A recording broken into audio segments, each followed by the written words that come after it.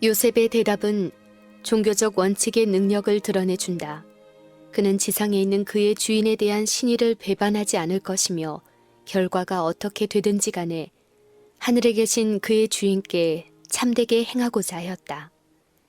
많은 사람들은 그들의 동료들의 앞에서도 죄스러워서 하지 못하는 그 일을 하나님과 거룩한 천사들이 살펴보는 눈앞에서 마음대로 자행한다. 그러나 요셉은 하나님을 맨 먼저 생각하였다. 내가 어찌 이 큰 악을 행하여 하나님께 득죄하리이까 라고 그는 말하였다.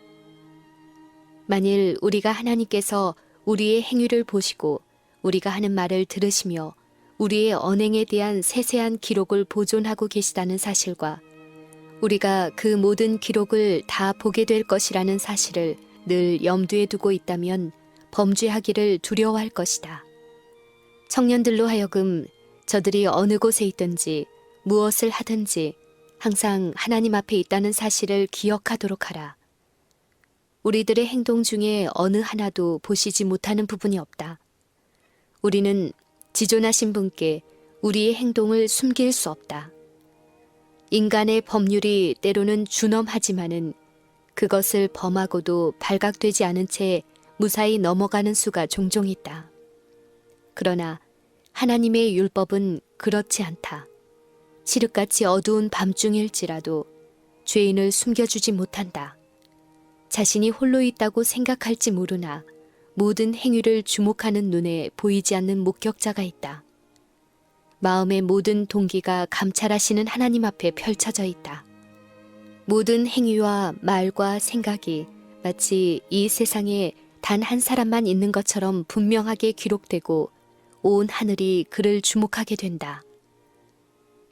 요셉은 그의 성실함 때문에 고생을 당했다.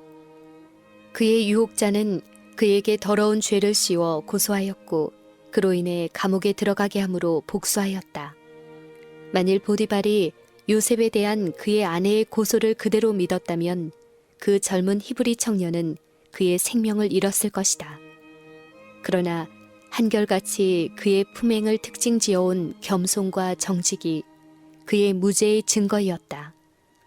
요셉은 자기 주인 집의 명성을 더럽히지 않기 위하여 수치와 속박을 감수했다. 요셉은 처음에 간수들로부터 아주 혹독한 대우를 받았다. 시편 기자는 그 발이 착고에 상하며 그 몸이 쇠사슬에 매였으니 곧 여호와의 말씀이 응할 때까지라. 그 말씀이 저를 연단하였도다 라고 말하였다. 그러나 요셉의 참된 품성은 어두운 감옥 속에서도 빛을 발하고 있었다. 그는 자기의 신앙을 굳게 붙잡고 모든 것을 참았다. 그의 수년 동안의 충성스러운 봉사가 가장 잔인한 보답을 받았으나 이 일이 그를 침울하게 하거나 불신하게 하지 못했다. 그는 양심에 거리낌이 없었으므로 마음이 아주 평안했다. 그는 자신의 모든 염려를 하나님께 맡겼다. 그는 자신의 불행에 마음을 잃지 않고 다른 사람의 슬픔을 가볍게 해주려고 노력하는 중에 자신의 슬픔을 잊었다. 그는 옥중에서라도 할 일을 찾았다. 하나님께서는 그를 크게 쓰시기 위하여 고난의 학교에서 준비시키고 계셨으며 그는 필요한 훈련을 거절하지 않았다. 감옥 속에서 압박과 학대와 범죄의 결과가 어떤 것인지를 목격하고 그것을 통해 그는 정의의 동정과 자비의 공과를 배웠다. 그것이 그로 하여금 지혜와 자비심을 가지고 권력을 행할 수 있도록 준비시켜 주었다. 요셉은 점차로 옥사장의 신임을 얻어 마침내 모든 죄수들을 돌보는 책임을 맡게 되었다. 그는 감옥에서 하루하루의 생활을 성실하게 살았고 아울러 고민과 고통 중에 있는 자들에게 동정을 베풀어 주므로 그가 후일에 번영과 영예를 얻을 수 있는 길을 열었다. 우리가 다른 사람들에게 비춘 모든 빗줄기는 우리 자신에게 반사된다. 슬픔을 당한 사람들에게 베푼 모든 친절과 동정 어린 말과 압제받는 사람의 고통을 덜어준 모든 행동과 궁핍한 사람에게 준 모든 선물은 바른 동기로 행해졌다면 행한 자에게 큰 축복이 될 것이다.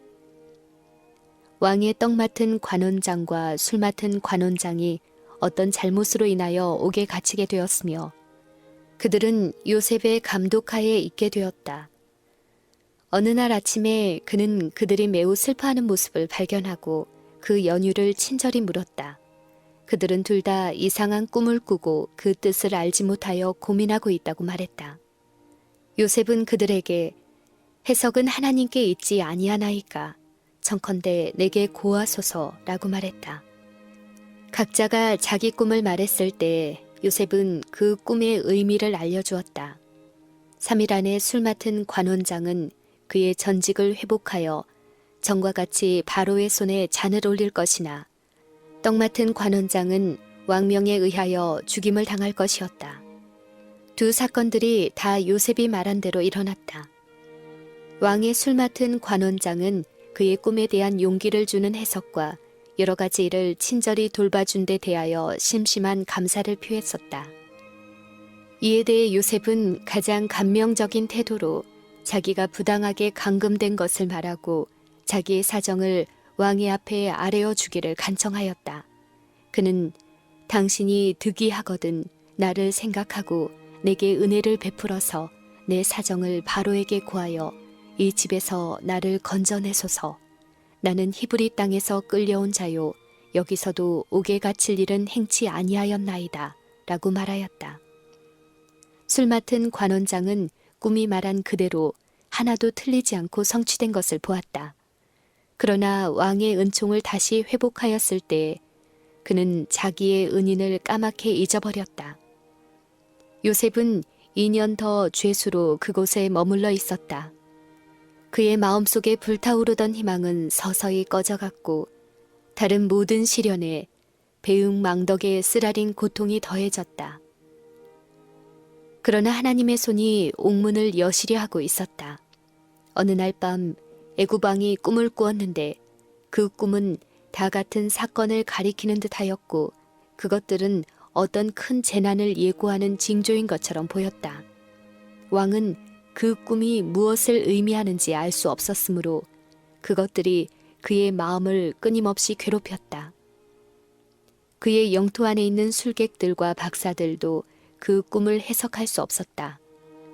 왕의 당혹함과 걱정은 점점 커지고 온 궁궐은 공포로 가득 찼다. 궁궐 전체의 소요가 술 맡은 관원장의 마음속에 지난날 자기가 꿈꾸었던 일과 관련된 상황을 상기시켜 주었다. 그는 요셉을 기억하고 자신의 건망증과 배은망덕을 크게 자책하였다. 그는 곧 왕에게 가서 사로잡혀온 한 히브리인이 자기의 꿈과 떡 맡은 관원장의 꿈을 어떻게 해석해 주었으며 그 해석이 어떻게 성취되었는지 아뢰었다. 자기 나라의 술사들과 박사들을 제쳐놓고 다른 나라에서 온 외국인 노예에게 물어본다는 것은 바로에게 큰 굴욕이었다. 그러나 범민하는 그의 마음이 구제될 수 있는 길이 있다면 아무리 비천한 자의 봉사라도 받아들이기로 마음먹었다. 그는 즉시 요셉을 데려오도록 사람을 보냈다. 그는 죄수복을 벗고 감옥에서 길게 자란 수염을 깎았다. 그 후에 그는 어전으로 안내되었다. 바로가 요셉에게 이르되 내가 한 꿈을 꾸었으나 그것을 해석하는 자가 없더니 들은즉 너는 꿈을 들으면 능히 푼다더라. 요셉이 바로에게 대답하여 가로되 이는 내게 있는 것이 아니라 하나님이 바로에게 평안한 대답을 하시리이다. 요셉이 왕에게 대답한 이 말은 하나님께 대한 그의 겸손과 믿음을 나타내고 있다. 그는 겸손하게 자기가 훌륭한 지혜를 가지고 있다고 하는 영광스러운 말을 사용하였다. 이는 내게 있는 것이 아니다. 하나님께서 이 오묘한 일을 설명하실 수 있다. 이제 바로가 자기의 꿈을 이야기하기 시작했다. 내가 꿈에 하숫가에 서서 보니 살찌고 아름다운 7 암소가 하숫가에 올라와 갈밭에서 뜯어먹고 그 뒤에 또 약하고 심히 흉악하고 파리한 7 암소가 올라오니 그같이 흉악한 것들은 애굽 땅에서 내가 아직 보지 못한 것이라. 그 파리하고 흉악한 소가 처음에 7살찐 소를 먹었으며 먹었으나 먹은 듯 하지 아니하여 여전히 흉악하더라. 내가 곧 깨어났다가 다시 꿈에 보니 한 줄기에 무성하고 충실한 7이삭이 나오고 그 후에 또 쇠약하고 동풍에 마른 7이삭이 나오더니 그 쇠약한 이삭이 좋은 7이삭을 삼키더라. 내가 그 꿈을 술객에게 말하였으나 그것을 내게 보이는 자가 없느니라. 요셉은 바로의 꿈은 하나이라. 하나님이 그 하실 일을 바로에게 보이심이니이다 라고 말하였다. 7년 동안에 큰 풍년이 있을 것이었다. 전원은 이전의 어느 때보다도 풍부한 결실을 가져올 것이었다. 이 시기가 끝난 후에 7년간 흉년이 올 것이었다. 후에 든 그 흉년이 너무 심하므로 이전 풍년을 이 땅에서 기억하지 못하게 될 것이었다. 꿈의 반복은 그 일이 확실하게 성취될 것이라는 것과 그 성취가 가깝다는 증거였다. 그는 계속하여 이제 바로께서는 명철하고 지혜 있는 사람을 택하여 애굽 땅을 치리하게 하시고 바로께서는 또 이같이 행하사 궁중에 여러 관리를 두어 그 7해 풍년에 애굽 땅의 5분의 1을 거두되 그 관리로 장차올 풍년의 모든 곡식을 거두고 그 곡물을 바로의 손에 돌려 양식을 위하여 각 성에 적치하게 하소서. 이와 같이 그 곡물을 이 땅에 저장하여 애굽 땅에 임할 7해 흉년을 예비하시면 땅이 이 흉년을 인하여 멸망치 아니하리이다 라고 말하였다. 그 해석은 매우 합리적이었고 모순이 없었다. 이 일에 대한 대비책으로 제안된 정책 역시 매우 건전하고 빈틈이 없었으므로 그 정확성도 의심할 여지가 없었다. 그러나 이 계획의 집행을 누구에게 맡겨야 하겠는가? 전 국민의 존망이 이 한 사람을 선택하는 지혜에 달려 있었다. 그러므로 왕은 몹시 걱정이 되었다. 당분간 임명 문제를 연구해 보기로 했다. 술 맡은 관원장을 통해 그는 감옥을 관리하는 일에 나타난 요셉의 지혜와 신중성에 대하여 들었다. 요셉이 탁월한 행정력을 가졌다는 것이 명백해졌다. 술 맡은 관원장은 이제 자책하는 마음으로 그의 은인을 매우 열렬히 칭찬함으로써 자기가 전에 배은망덕한 잘못을 만회하려고 애썼다. 왕의 세밀한 조사가 그의 보고의 진실함을 증거해 주었다. 온 영토 안에서 그 나라를 위협하는 위협을 지적하고 그것에 대처하기 위하여 필요한 준비를 할 수 있는 지혜를 가진 사람은 요셉밖에 없었다. 왕은 요셉이 제안된 계획을 수행하는 데 유일한 적임자임을 확신하게 되었다. 이것은 하나님의 능력이 함께 하신다는 증거였으며 아울러 왕의 관원들 중에 이 위기를 당하여 국사를 잘 지도할 수 있는 자격을 가진 자가 없다는 증거였다. 그가 히브리인이요 종이라는 사실은 그의 명백한 지혜와 건전한 판단에 비할 때 그다지 중요한 것이 아니었다. 이와 같이 하나님의 신에 감동된 사람을 우리가 어찌 얻을 수 있으리요? 라고 왕이 그의 신하들에게 말했다. 임명이 결정되고 요셉에게 놀라운 기별이 왔다. 하나님이 이 모든 것을 내게 보이셨으니 너와 같이 명철하고 지혜 있는 자가 없도다. 너는 내 집을 치리하라. 내 백성이 다 내 명을 복종하리니 나는 너보다 높음이 보좌뿐이니라. 왕은 요셉에게 그의 높은 직무의 표장을 주었다. 자기의 인장 반지를 빼어 요셉의 손에 끼우고 그에게 세마포 옷을 입히고 금사슬을 목에 걸고 자기에게 있는 버금 수레에 그를 태우매 무리가 그 앞에서 소리 지르기를 엎드리라 하더라. 저로 그 집의 주관자로 삼아 그 모든 소유를 관리케 하고 임의로 백관을 제어하며 지혜로 장로들을 교훈하게 하였도다. 요셉은 감옥에서 나와 온 애굽 땅의 통치자로 높임을 받았다. 그 직위는 높고 명예로운 것이었으나 어려움과 위험도 따르는 직위였다. 위험을 무릅쓰지 않고 높은 지위에서 견디어낼 수 있는 사람은 아무도 없다. 폭풍이 골짜기에 피어있는 나직한 꽃은 해치지 않으나 산 꼭대기에는 높직한 나무를 뿌리채 뽑는 것처럼 비천한 생활 중에서는 성실을 유지하던 자들이 이 세상의 성공과 명예가 동반되는 유혹을 받고는 질질 끌려 내려가다 구덩이에 빠질 수 있다.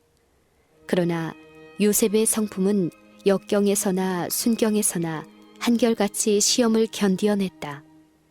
그는 바로의 궁전에 있을 때나 감방에 있을 때를 막론하고 한결같이 하나님께 충성을 나타냈다. 그는 여전히 친척들과 하나님을 경배하는 사람들로부터 떨어져 있는 이국 땅의 나그네였다. 그러나 그는 하나님의 손길이 그의 발걸음을 인도하실 것을 전적으로 믿고 한결같이 하나님을 신뢰하면서 성실하게 자기의 직무를 수행하였다. 요셉을 통하여 애굽의 왕과 고관들이 참 하나님께 관심을 갖게 되었다. 비록 그들은 우상 숭배를 고집하였으나 여호와를 경배하는 사람의 생애와 품성에 나타난 원칙들을 존중하기를 배웠다.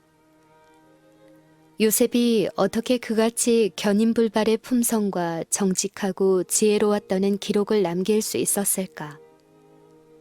그는 유년 시절부터 자신의 경향을 따르기보다는 의무를 수행하는 데 충실하였다. 그의 어린 시절의 성실함과 단순한 신뢰심과 고상한 품성이 성인이 되어서 열매를 맺게 되었다. 순결하고 단순한 생활이 체력과 지력 양면의 왕성한 발전에 도움을 주었다. 하나님이 만드신 자연계를 통한 하나님과의 교통과 믿음의 후사들에게 위탁된 대진리에 대한 명상은 다른 어떤 연구로도 도달할 수 없을 만큼 지력을 넓혀주고 마음을 강하게 해주고 그의 영성을 높이고 고상하게 해주었다. 가장 낮은 곳으로부터 가장 높은 데 이르기까지 어떤 위치에서든지 자기의 의무에 충실한 것이 최고의 봉사를 할 수 있는 모든 능력을 연마하는 것이 되었다. 창조주의 뜻에 일치되게 사는 사람은 가장 참되고 가장 고상한 품성을 개발하게 된다. 주를 경외함이 곧 지혜요, 악을 떠남이 명철이다. 생활의 사소한 일이 품성 개발에 끼치는 영향을 바로 아는 사람은 심히 적다. 우리가 해야 할 일 중에 참으로 하찮은 일은 아무것도 없다. 우리가 날마다 직면하는 여러 가지 환경은 우리의 충성을 시험하여 우리로 하여금 더 큰 책임을 질 수 있는 자격을 갖추게 한다. 일상생활의 업무 처리에서 원칙을 고수함으로 마음은 향락과 쾌락의 추구보다는 의무의 수행을 더 존중하는 데 익숙해진다. 이와 같이 훈련된 마음들은 바람에 흔들리는 갈대와 같이 선과 악 사이를 왔다 갔다 하지 않는다. 이러한 마음은 성실과 진리에 익숙하도록 훈련되어 있기 때문에 자기 의무에 충실히 행한다. 작은 일에 충실히 행함으로 큰 일에 충실할 힘을 얻는다. 정직한 품성은 오빌의 금보다 더 가치가 크다. 이것이 없이는 아무도 영광스럽고 높은 지위에 오를 수 없다. 이것은 돈으로 살 수 없다. 도덕적으로 탁월하고 우수한 지능은 우연히 얻어지는 것이 아니다. 가장 귀중한 자질이라도 개발되지 아니하면 아무 가치가 없다. 고상한 품성을 형성하는 일은 일생을 통해 이루어지는 과업이며 부지런하고 꾸준한 노력의 결과로 얻어진다. 기회는 하나님께서 주시나 성공은 그 기회를 사용하는 데 달려 있다.